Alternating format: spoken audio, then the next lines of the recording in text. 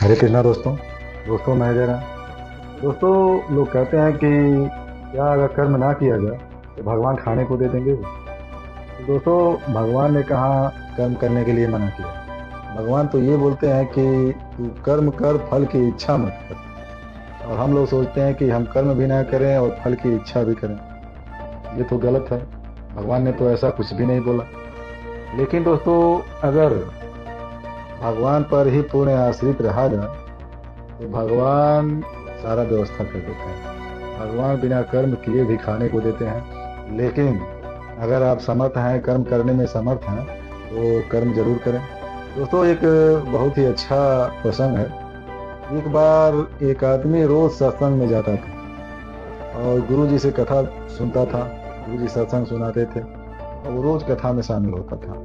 और गुरु जी ये बताते थे कि भगवान सबका पालन पोषण करते हैं। एक चींटी से लेके एक बड़े से बड़े हाथी का भी खाने का व्यवस्था करते हैं। और यहाँ पे ऐसे ऐसे जानवर हैं जिनको कुंटलों कुंटलों आहार एक एक दिन का होता है, जिनका आहार एक एक कुंटल एक एक दिन का होता है। उनकी भी व्यवस्था प्रभु खूब आसानी से कर देते हैं। तो गुरु जी ने कहा कि भगवान भूखा जगाते हैं लेकिन कभी भी भूखा सोने नहीं देते।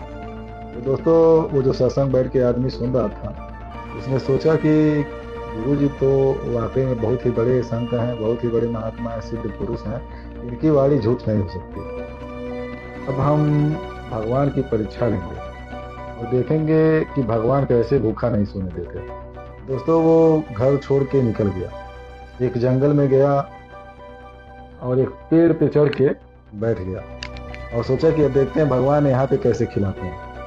यहाँ पे मैं भूखा ही रहूँगा, भले ही कितनी भूख लगी हो, लेकिन मैं खाना नहीं खाऊंगा और यहाँ पे मुझे कौन खिलाएगा। देखते हैं भगवान यहाँ पे मुझे कैसे खिलाते हैं।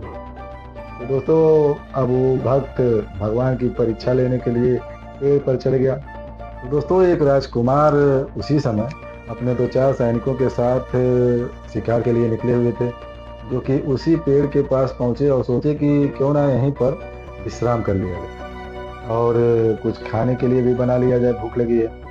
तो सैनिक जो थे, दो चार सैनिक थे जो राजकुमार के, वो उनके लिए भोजन का प्रबंध करने लगे, वहाँ पे भोजन बनाने लगे। भोजन दोस्तों वहाँ पे बनने लगा और वो ऊपर बैठा सब देख रहा था। और जैसे ही दोस्तों भोजन तैयार हुआ, तैयार होने वाला था, इतने में डाकुओं के घोड़ों की आवाज़ सुनाई कि डाकू आ रहे हैं। तो सैनिक बोले कि राजकुमार, यहाँ पे तो लग रहा है कि डाकू आ रहे हैं, उनके घोड़ों के आने की आवाज़ सुनाई दे रही है। तो दोस्तों, वहाँ से राजकुमार और राजकुमार के सैनिक भाग गए। तो खाना वहीं पे छोड़कर दोस्तों वो चले गए। और जैसे ही वहाँ पे डाकू पहुँचे तो उन्होंने देखा कि यहाँ पे तो भोजन बन रहा था और ये बन चुका है। लगता है ये किसी की साजिश है हमें पकड़ने के लिए। ये लगता है किसी की साजिश है हमें पकड़ने के लिए, और इस खाने में अवश्य ही किसी ने जहर डाल के बनाया है कि डाकू लोग आएंगे तो खाएंगे और मर जाएंगे। और ये लगता है यहाँ के आसपास के गांवों की साजिश है। तो दोस्तों, उन्होंने सोचा कि खाना तो अभी बहुत गर्म है, ताज़ा लग रहा है, तो ऐसा होगा कि बनाने वाला भी यहीं कहीं होगा। तो दोस्तों, वो सब मिलकर उसको ढूंढने लगे जिसने खाना बनाया था। लेकिन वो लोग तो चले गए थे, सैनिक भाग गए थे राजकुमार के साथ। तो एक आदमी की निगाह पहुंची पेड़ के ऊपर। उसने देखा कि एक आदमी पेड़ के ऊपर बैठा है। तो दोस्तों, डाकुओं ने उस आदमी को नीचे उतरने के लिए कहा और वो पेड़ पर से नीचे उतरा। और तो उससे पूछे कि इस खाने के पीछे तुम लोगों की क्या साजिश है? क्या तुम लोग हमें मारना चाहते हो इस खाने के जरिए? इस खाने में तुम लोगों ने कहीं जहर तो नहीं मिलाया है? दोस्तों, वो बार बार कहता कि नहीं, इसमें कोई जहर नहीं है। लेकिन उन लोगों को विश्वास नहीं होता और वो पूछता बार बार कि और तुम्हारे साथी किधर है? तुम यहाँ पे अकेले हो या तुम्हारे और भी साथी हैं? तो तुम्हारे और भी साथी हैं तो कहाँ भाग गए? और इस खाने में तुम लोगों ने अवश्य ही जहर मिलाया है। अगर जहर नहीं मिलाया होता तो तुम्हारे साथी कहाँ चले गए और तुम पेड़ पे चढ़कर छिप के क्यों बैठे थे? तो दोस्तों, उन लोगों ने कहा कि सबसे पहले ये खाना तुमको खाना होगा, तब हम मानेंगे कि इसमें जहर नहीं है।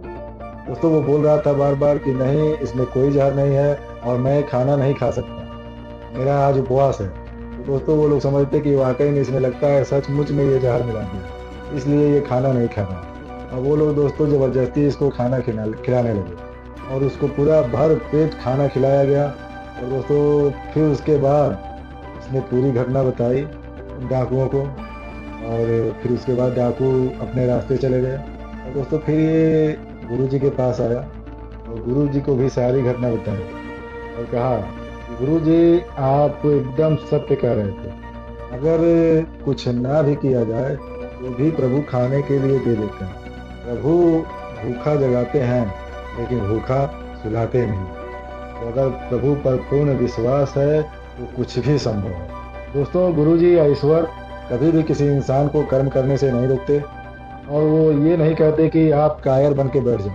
अगर आप कर्म करने में समर्थ हैं तो कर्म करिए, कर्म करना आपका धर्म है। अगर आप कर्म करने में समर्थ नहीं हैं तो भी आप विश्वास रखिए, प्रभु कहीं ना कहीं से आपकी भी व्यवस्था कर लेंगे। दोस्तों इस धरती पे 84 लाख योनियां हैं।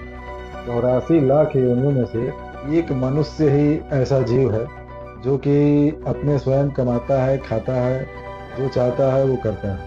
लेकिन दोस्तों 83,99,999 जो योनियां हैं ये पूर्ण रूप से प्रभु पर ही आश्रित रहती हैं। और दोस्तों इनका भी भरण पोषण प्रभु ही करते हैं। और किसी किसी का तो खुराक दोस्तों 1-1 कुंटल का है, 1-1 दिन का, लेकिन प्रभु उसकी भी व्यवस्था कर देते हैं। दोस्तों प्रभु के लिए हर चीज़ संभव है, उनके लिए कोई समस्या कोई दिक्कत नहीं है किसी भी काम को करने के लिए। दोस्तों प्रभु के लिए अगर पूर्ण समर्पण है आपका कोई भी काम नहीं रुक सकता। और दोस्तों शास्त्र संबद्ध कर्म करिए और खूब आनंद से जीवन यापन करिए, आनंद में रहिए, प्रभु का खूब नाम जप करिए, भजन करिए। राधे राधे।